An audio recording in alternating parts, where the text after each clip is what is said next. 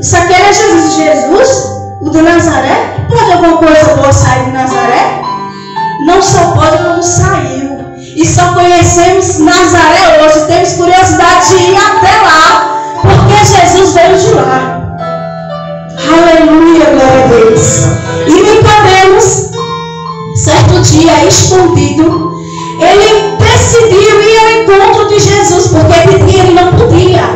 Ele era um fariseu. Ele não podia ser visto com Jesus, porque o povo da sinagoga não aceitava Jesus. E ele decidiu ir de noite. À noite é que a gente bota a cabeça assim na janela e olha se tem alguém na rua visto ou não. Nicodemos esperava encontrar Jesus sozinho. Só que quem tem o Espírito de Deus nunca se encontra sozinho. E ele se depara quando ele chega até Jesus onde ele estava. Jesus estava, a casa estava cheia. É impossível, irmão, conhecer a companhia de Jesus e deixar e não querer desejar estar perto dele. É impossível conhecer o nosso Cristo e não desejar estar com ele todos os dias. É impossível, uma vez que se prova da água, que se pisa no Santo dos Santos, como o louvor fala, não tem como voltar atrás. Não tem como deixar. E Nicodemos, querendo ter com Jesus sozinho, ele se surpreende porque Jesus estava lá, estava em companhia. E como ele era alguém de destaque na sociedade, logo se observa que ele chegou no recinto, que ele chegou na casa, ele chegou no lugar. E ele vai começar a querer encher o ego de Jesus. Pia, e Jesus precisa de palavra minha e tua para se encher? Para ter ego, ele é. Ele não precisa dos meus, dos teus elogios, ele é. Mas nós temos que elogiá-los e reconhecê-lo. Mas ele não necessita disso. E Nicodemos vai achando que, né? Era um homem que tinha anel no dedo, que era formado, que conhecia outras línguas, como eu já falei. E ele decide, com as suas palavras eloquentes, chique, dizer: oh, Deus realmente é contigo.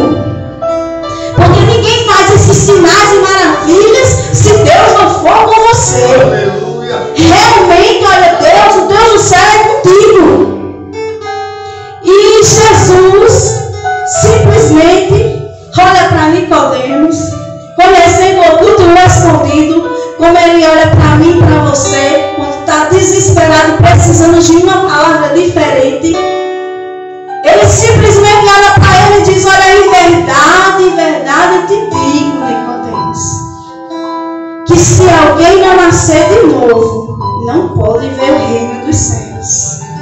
Nicodemos, ele fica perplexo com aquilo que Jesus falou. Um doutor, imagine o conhecimento de Nicodemos, as línguas estranhas, diferentes que Nicodemos conhecia, não estava lhe dando resposta para aquilo que Jesus estava lhe dizendo. O Nazareno. Aleluia. Jesus, ele não foi formado em doutor, ele era carpinteiro. E vai chegar para um doutor, uma pessoa que conhece das leis, dizer: olha, é necessário nascer de novo para ver o reino dos céus. Nós podemos ter todos os conhecimentos da terra, irmãos. Podemos ter doutorado, mestrado, que é o maior grau de estudo em qualquer área, até na própria palavra. Nicodemos tinha a palavra, mas não tinha o Jesus. Nicodemos tinha conhecimento, mas não tinha a presença. A presença é que faz a diferença na minha e na tua vida. A presença de Jesus é que faz a diferença. Não importa a faculdade que você fez, não importa a roupa de marca que você usa, se você não tiver a presença, não faz parte do reino de Deus. Opa, corrigindo, não nascer de novo. Porque eu posso até pregar bonito, posso até ter a palavra, posso ser pastora, né, como em outras ministérios. Mas se eu não tiver a presença, se eu não tiver, aleluia, glória a Deus, não fazer a diferença, não tiver caráter, isso me afasta de Deus. Os meus dons não me levam para o céu. Os meus dons não dizem que eu estou salvo. O que me diz que eu estou salvo é o meu caráter. É o meu sozinha com Cristo. É quando ninguém está olhando que vai dizer que se eu sou cristão ou não. É isso que faz a diferença na minha e na tua vida. Então Nicodemos vai ficar perplexo com o que Jesus vai dizer, porque ele não encontra a resposta. E ele começa a indagar Jesus no mesmo instante, como pode um homem velho voltar para o ventre da sua mãe? Pode isso acontecer? Porque o único nascimento que nós conhecemos é esse. É o gestacional. É o que a gente está ali dentro da barriga da nossa mãe, passa um processo de 9 meses, a preparação da criança para primeiro nascer. É o único nascimento que Nicodemos conhecia cientificamente. Mas Jesus vai ter de encontro com os conhecimentos científicos dele e vai dizer: é necessário nascer da água e do Espírito. Aleluia. É necessário nascer da água. É necessário nascer do Espírito. Você que assume, mas eu sou nascido do Espírito, mas se você não tem desejo de nascer da água, ainda está faltando. Nascer da água é você poder ter o privilégio de ter a comunhão, de estar fazendo parte do corpo de Cristo, da missão do corpo de Cristo. Se você tem um nascimento, eu nasci de novo, estou fazendo diferente, mas se você não tem desejo de ser batizado nas águas, ainda está faltando alguma coisa. Ainda está faltando um complemento. Aí Jesus vai continuar dizendo: só, quem é nascido da carne, ele é carne. Você nasceu da sua mãe é carne, você é carne. Mas o que é nascido do Espírito é Espírito. Então ele não só compreenderá as coisas da carne, mas também compreenderá as coisas do Espírito, as coisas que vêm do céu, as coisas que o homem não pode explicar, as coisas que só Jesus tem no discernimento, o conhecimento, aquilo que não veio o coração do homem nem na mente imaginou. Essas são as coisas que o Espírito de Deus pode fazer com que você abra a sua mente e consiga compreender. Você vai falar, pregar uma palavra para alguém que não ainda, você vai evangelizar uma pessoa que não conhece Jesus, ele diz, não, ele procura 1001 contradição, ele quer te contradizer. Se você falar do Espírito de Deus, se você falar que é necessário ter comunhão com Cristo, é necessário você jejuar, é necessário você se consagrar, ele não vai entender, porque é carne. Carne só vai compreender as coisas da carne. Ele só vai compreender as coisas. Rapaz, olha, eu ganho R$1.000 e eu gastei 1.200 e eu não sei como coloquei esses 200, porque eu tenho que pagar esses 200, ele vai compreender. Mas se você começar a dizer, olha, eu fiz uma dívida que não era para fazer e eu só tenho a metade, mas eu vou orar, porque eu sigo um Deus do ouro da prata. E eu sei que ele não me mandou fazer dívida, mas ele vai me dar a inteligência para que eu possa conseguir aquele dinheiro. Ele vai me dar uma estratégia. Você começando a falar em Espírito, ele não vai compreender. Não vai, porque é carne. E Jesus vai dizer, olha, não te admires. Não te admires quando eu falar que é necessário nascer de novo, não.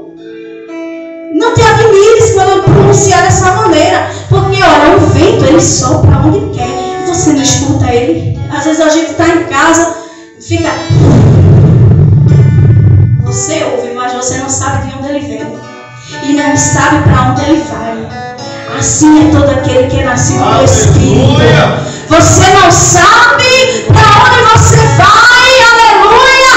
Glória a Deus, porque você está na dispensação do Senhor. Às vezes você está em casa e vem aquela inquietação, vem uma pessoa na sua mente e diz, rapaz, porque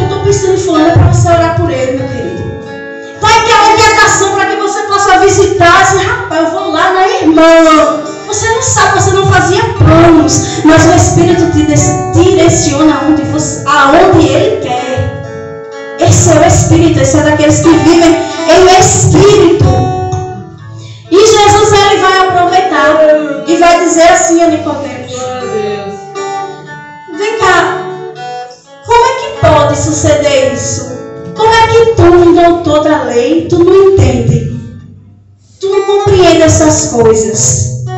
Agora deixa eu te explicar uma coisa, deixa eu ser mais sincero com você. Em verdade eu te digo que o que sabemos nós testificamos. Você já está vendo os milagres acontecendo. Você está compreendendo já. Olha, Deus já te libertou de certas coisas que você achou que nem conseguiria sair. Deus já te tirou de lá. Afastou de amizades que te levaram a fundo. Mas isso não foi você não, foi Jesus, foi o Espírito que te livrou. Porque tem pessoas na nossa vida que é melhor distante do que perto. É melhor distante, é melhor longe. Mas Senhor, eu gostava tanto, Deus te afastou porque você não sabia o que Ele falava por você por trás. Porque na frente é uma coisa e por trás é outra. E às vezes o Senhor, às vezes não sempre. Sempre o Senhor nos afasta de pessoas que vai nos afastar dEle. Porque Ele é santo, Ele é limpo. A sua palavra diz que quem é santo se santifique mais e quem é sujo se suje mais, se suje. Quer fazer, se faça. Quer se limpar, então se limpe cada dia mais. Porque evangelho e convenção não é apenas aquela data que a gente levanta a mão e confessa Cristo no meio de todos. Evangelho e convenção em Cristo, nascendo em Espírito, é mudança, é renúncia todos os dias. Porque como o pastor já disse aqui, o mundo dá vontade de viver as coisas do mundo. Parecem prazerosas, são boas, são belas. Mas, ou você escolhe o mundo, ou você escolhe a Deus. Há sempre uma renúncia. E o Jesus, Ele vai dizer assim: olha, se as coisas, se você já está vendo os milagres acontecendo, para você não é o suficiente, então o que que dera eu falar das coisas do céu? Você vê cego ver, paralítico andar, coxo andar, você vê morto ressuscitar, você ouviu falar. E ninguém saía falando de Jesus de algo que eles não viam. Eles eram assim, a multidão está aqui, ó. Eita, está passando, tem um doente ali. Tem um doente. Jesus está passando, vai curando o doente. Quem viu aquilo, irmão? Corre e vai dizer para outro: olha, vai buscar o doente segurando, porque Jesus o Nazareno está ali, e se ele tocar nele, ele vai ser curado. A Bíblia diz que nem todos os milagres que Jesus fez foi escrito. Não dá, irmãos. Paulo vai dizer que se... Foi Paulo ou foi João? Vai dizer que se fosse para anotar todos os milagres que Jesus fez, não existia papel suficiente na terra para anotar. Foi João, foi?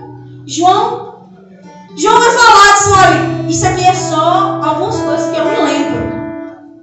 Porque se fosse para anotar tudo, irmãos, imagina se eu e você começassem a anotar todos os milagres e testemunhos que o Senhor já fez conosco, os livramentos. Eu e você. Não existia papel, não. Cada um. Ah, mas eu não sou crente. Mas Jesus já livrou. Porque Ele é misericordioso. Glória a Deus. Deus já livrou da morte, já livrou da enfermidade, já curou, salvou, libertou. Glória a Deus. Ah, mas eu não sou crente, mas a tua mãe é crente, tu é crente, teu primo é crente, o tio é crente, o pastor um dia te viu, teve misericórdia, lembrou de ti e ora por ti.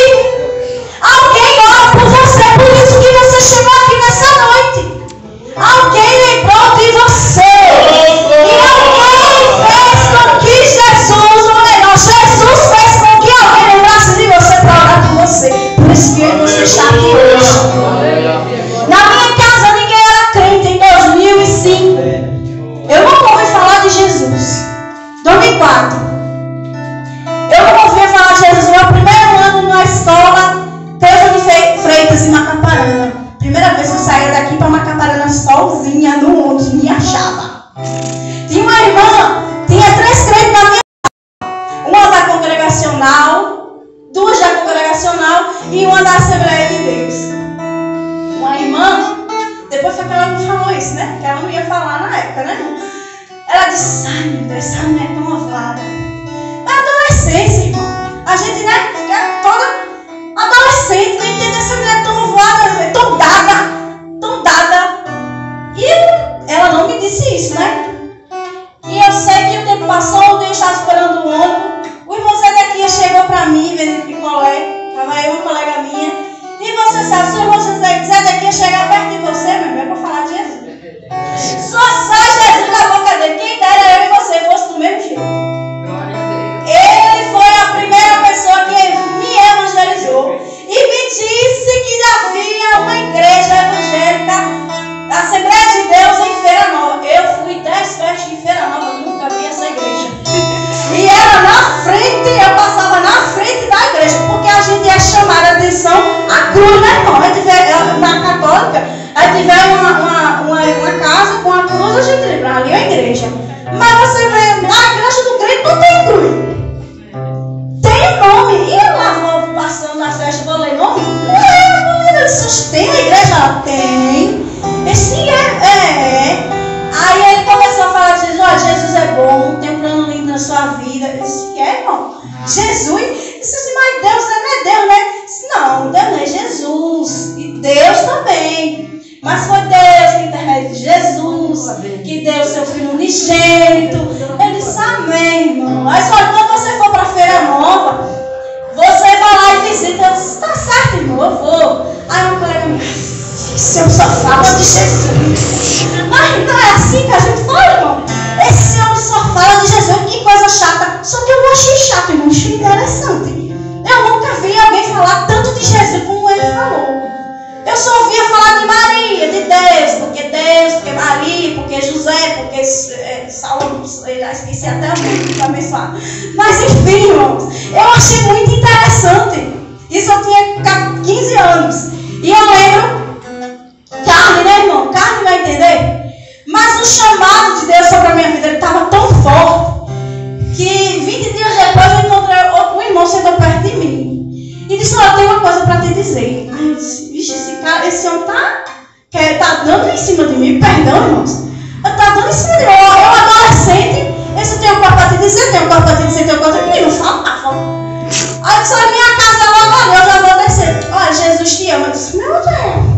Um passou de Macapá, eu não vou mandar para dizer que Jesus me ama. E tá dizendo que me ama Jesus. Esse é o meu evangelizador. Que me evangelizou foi o Zedequias. Esse irmão, por que você está falando isso? Porque é a diferença, irmãos. Você quer falar, olha, eu tenho uma coisa para te dizer, fale logo. Fale que Jesus liberta, que Jesus salva, que Jesus tem um plano na vida para a pessoa que está perto de você. Não espere chegar em casa, não. Aproveite o caminho, porque a pessoa não tem como fugir. Não tem como parar o carro para parar de ouvir e falar de Jesus, não. Aproveite a situação e diga que ele é o Deus que liberta, que ele é o Deus que salva.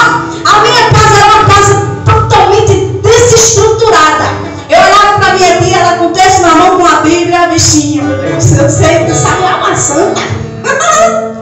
Titia, minha titia Maria da Glória, por ela, meus irmãos, eu creio na salvação dela. E eu via ela com o texto, com a Bíblia, tudinho, e ela dizia assim, eu disse, poxa, a titia tem conhecimento na palavra, porque era a única que ia para a igreja, era a única que andava de saia, ela não usava calça. Então eu achava ela uma santa das santas. Porque ela, pelo menos, ela ia para a igreja, eu nem na igreja ia, né? E o tempo se passou, irmãos. Eu sei que a pressa, depois dessa evangelização, foi 6 meses. Eu me converti. Eu comecei a ter oportunidade para chegar na Assembleia de Deus em Feira Nova. E comecei a frequentar a igreja e o Senhor começou a ter um plano de salvação na minha vida. E eu me converti lá. E louvo a Deus por aquele dia. Fazem 17 anos que eu estou na presença de Deus. Mas isso não significa que eu não falei. Não significa que eu não me desviei dentro da igreja. Eu vinha para a igreja, eu cantava na igreja, eu igreja. Eu achava que eu ia para o céu dentro da igreja. Porque às vezes a gente acha que é isso. Não, os crentes entram na igreja com medo do inferno. Mas não se engane, você vai para o inferno dentro da igreja se não houver nascimento em espírito. Se não houver nascimento da água do espírito, não se embriague, não fique embriagado. Não cochile os pensamentos. Eu entrei na igreja agora, eu vou ser crente, mas tem que ter mudança.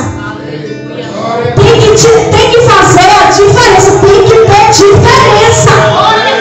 E eu entro imediatamente, irmãos. Eu só tinha calça de marca, roupa chique, eu era a única filha, né? Então, mãe era um salário para roupa e um salário para se embriagar, porque ela era viciada, ela era alcoólatra. Minha mãe ela era alcoólatra, ela tinha 2 empregos, então era um salário para roupa e um salário nos botecos de venda. Então, era uma casa totalmente desestruturada. Por isso que eu digo a você, na minha casa eu fui a primeira a me converter. Só que a minha tia no Rio de Janeiro era crente. E ela orava pelas irmãs, ela orava pelos sobrinhos, ela orava pelos cunhados e me alcançou. A oração dela me alcançou. Jesus teve misericórdia por intermédio dela. Aleluia. E eu lembro que as minhas filhas pequenas, eu na igreja, e eu sonhei que Jesus arrebatava a igreja, e eu ficava desesperada em Mataparana. Eu encontrava uma irmã que fazia parte da igreja e disse: irmão, Jesus voltou, e a gente ficou. Irmão, era um vazio tão grande, tão grande. Eu não sabe aquela ausência, aquele luto, quando você perde alguém. Esse é o sentimento de ausência sem o Espírito Santo. E eu ficava desesperada, ela sentada na calçada. Irmão, como é que a gente vai chegar em Pirauá? Porque Jesus voltou, e olha o vazio que nessa cidade, irmão, meu Deus. E cadê seu esposo? Ela ficou também. Irmão, olha que desespero. E eu me acordei tão angustiada, irmão, tão angustiada. E sabe, eu tenho que me consertar, eu tenho que tampar as brechas. E a irmã chegava para mim, tampar as brechas. Eu falei: mas cadê essas brechas? Que eu não encontro. Eu pensava que brecha era fechar a porta da casa. Era, irmão, porque às vezes nós não tem discernimento, a gente ainda está em carne. Não tem discernimento com o Espírito. Como é que a gente vai encontrar as brechas? Brecha é tudo aquilo que te afasta da comunhão com Cristo. É o que te impede de orar. É o que te impede de ler a palavra. Em vez de ler a palavra, você poderia, em vez de estar assistindo, em vez de estar viciada em filmes, em novelas, você poderia estar lendo a palavra. Viciadas em redes sociais, você poderia estar ouvindo a palavra, cantando a palavra, falando a palavra, aprendendo. Aleluia, glória a Deus. Eu não entendi, irmãos. Aí me casei com essa bênção de Jesus, que é uma bênção na minha vida. Jesus preparou esse perfume assim e me deu. É uma bênção do céu.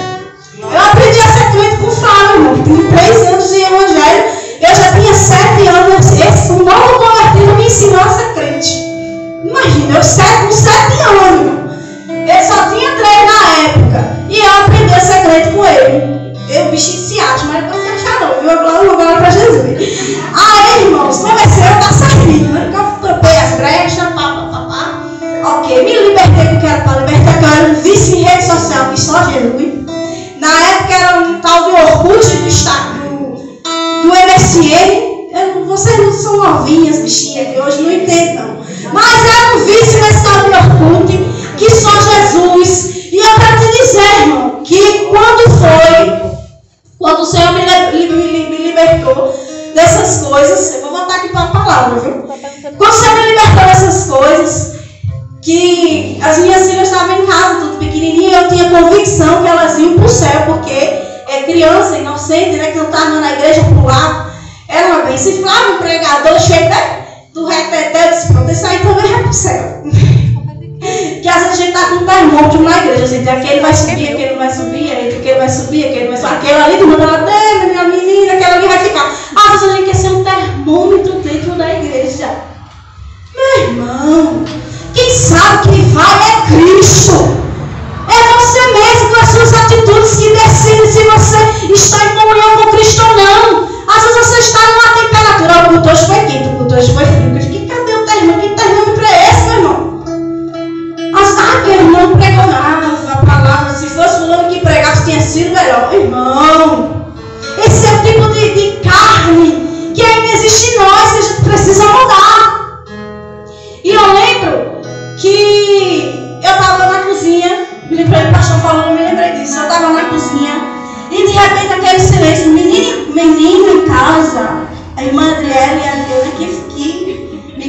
eu estiver errada, irmã Lúcia, não fica em silêncio, irmão. Criança em casa não fica em silêncio. Sempre tem umas ruidinhas. Por mais quietinho que eles estejam, sempre tem um zum. E eu estou lavando os pratos, toda distraída. E depois, quando eu desligo a torneira, que soltava o barulho da água, quando eu desligo a torneira, irmão, aquele silêncio. Nem falava Flávio, que Flávio é uma explosão para falar. Não falava Flávio, não falava as meninas. Irmãos, pelo amor de Deus, que eu dei um passo para trás e comecei a procurar essa menina dentro de casa com Flávio. Eu disse, Deus do céu, eu cheguei na sala, aquele silêncio, não estava ninguém. Eu disse, Jesus, o Senhor arrebatou a igreja e agora eu fiquei de novo, Jesus. Agora nem surdo, agora é regra. Irmãos, eu fiquei em pânico. Porque você esperar pela volta de Jesus e na hora você procurar pessoas ali que estavam do lado de você e não teve, lembrei logo da palavra. Vai ter dois no campo, um vai subir, o outro vai ficar. Digo, meu Deus, vai ter dois em casa, um na cama, um vai ficar, o outro vai subir. Eu não lembrei logo dessa palavra. É como o pastor disse, a gente tem que se examinar. Se auto-examinar todos os dias. E eu disse, meu Deus do céu, e eu abri o quarto das meninas, eu não encontrei as meninas. Quando eu abri a porta do meu quarto, o Flávio estava lá no 13º sono. Eu digo, tem Jesus, que sono eu estou hoje. Irmão, minha felicidade naquele dia foi grande, viu? E eu fui procurar as meninas, elas estavam escondidas atrás da porta, brincando. Fiquei muito feliz, porque nem as meninas e nem Flávio tinha subido e eu tinha ficado. Irmãos, a carne, quando a gente está em carne, o pastor chegava para mim e dizia, irmão, eu quero falar com vocês, meu Deus, o que foi que eu fiz? A consciência querendo pesar logo, isso, o que foi que a irmã fez? O que foi que a irmã fez? A irmã já está preocupada, porque a consciência vem pesar, irmão. Vem pesar. E Nicodemos, ele estava assim. Ele não entendia das coisas espirituais. Nicodemos, ele não entendia. Se você dizer para uma pessoa que não é crente, que sonhou que Jesus voltava e você ficava, ele não vai entender. Nicodemos também não entendia. E Jesus, bem paciente, ele vai explicar. Ele vai dizer assim, sabe, tu lembra do modo que Moisés levantou a serpente no deserto? Flávio já pregou essa palavra aqui várias vezes. Que era o povo, eles estavam andando no deserto e o povo estava começando a ser morto e picado por uma serpente.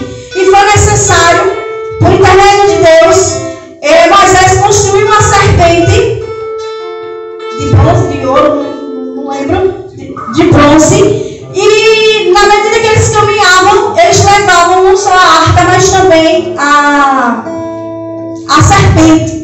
E aquele mal de pica, da cobra estar picando, foi cessado. Eles não eram mais picados pelaquela cobra. Assim importa que o Filho do Homem seja levantado. Ele disse, olha, do mesmo jeito que foi necessário naquela época levantar uma serpente para que pudesse cessar as mortes, vai ser necessário o Filho do Homem ser levantado. Ser levantado, ser morto, para que todo aquele que nele crê tenha vida eterna. Então, olha, foi necessário Jesus ele passar por tudo isso. Você não tem, você não pode abrir a boca para dizer que Jesus ele não entende a tua solidão, não entende que você foi traído, não entende que você perdeu, que ele não compreende o teu luto, que ele não compreende a tua dor. Você não pode dar esse tipo de desculpa a Jesus. Porque Jesus ele viveu tudo isso. Ele foi traído, ele foi escarnecido, falaram mal dele, mesmo ele fazendo bem, viu? Mesmo ele curando, mesmo ele não falando, ele nunca falou mal dos fariseus e dos escribas. Antes teve salvação para dois dele, que foi Nicodemos, que eu creio que ele foi salvo, que ele creu em Cristo, né, que ele estava lá no sepultamento, e Jairo, que também era mestre da sinagoga. Os demais que não creram em Cristo, que não nasceram de novo, a Bíblia não fala sobre a convenção deles, mas que eu e você nessa noite possa lembrar não só do primeiro amor, mas que é necessário nascer em Cristo Jesus.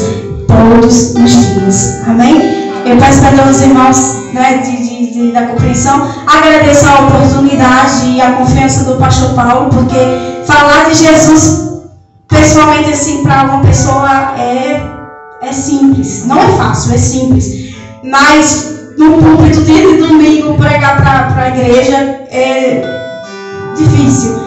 E peço que os irmãos continuem orando por mim, pela minha casa. E